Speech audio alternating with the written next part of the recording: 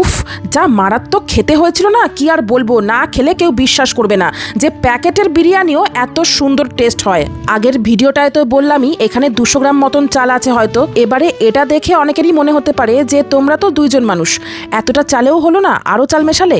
আর এই দেখো, আমার ঘরের চালের কোয়ালিটির থেকে এই বিরিয়ানির চালটার কোয়ালিটি কিন্তু বেশ ভালো। বিরিয়ানির জন্যই তো বানানো, সেই জন্য। আসলে এই বিরিয়ানিটা তো আমি অনেক রাত করে বানাচ্ছি, তাই ভেবেছি যে কালকের জন্য একটু করে রাখবো, তাহলে কালকে রান্নার ঝামেলা তেমন থাকবে না, একেবারেই হয়ে যাবে। আর এদিকে ওই বিরিয়ানি কিটটার মধ্যে থাকা ইনস্ট্রাকশন অনুযায়ী আমি সব কাজগুলো এগিয়ে নিচ্ছি টুকটুক করে।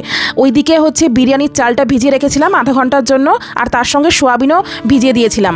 আর ঠিক আধা ঘন্টা পরে আমি রাইস কুকারের মধ্যে ওই সোয়াবিন সমেত চালটা দিয়ে দিলাম।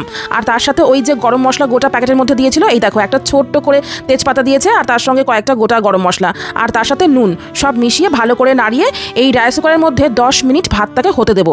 খুব বেশি কুকড হলে হবে না, একদম শক্ত শক্ত থাকা অবস্থাতেই ভাতটা বার করে নিতে হবে।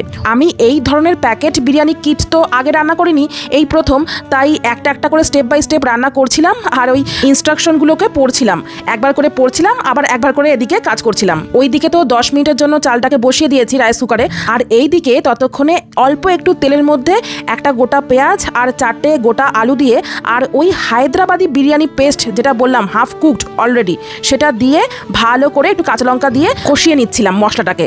ওখানে লেখা ছিল যে পেঁয়াজ বা আরও অন্যান্য অনেক রকমের সবজি দিতে পারো, যেহেতু হায়দ্রাবাদি বিরিয়ানি না, ওই বিরিয়ানিতে অনেক ধরনের সবজি থাকে। কিন্তু আমি এত রাতে আর সবজি কাটাকুটি করতে পারলাম না, তাই আমি 4টে আলু দিয়ে দিলাম। আলু বিরিয়ানি খেতে ভালো লাগে আমাদের কলকাতা স্টাইলে। আর ওইদিকে মশলা কষাতে কষাতে 10 মিনিট হয়ে গেছে বলে ভাতটাকে নামিয়ে নিলাম, নামিয়ে জল ঝরিয়ে নিলাম। ওই 80% মতন ভাতটা রান্না করেছি, আর এদিকে মশলাটাও হয়ে গেল।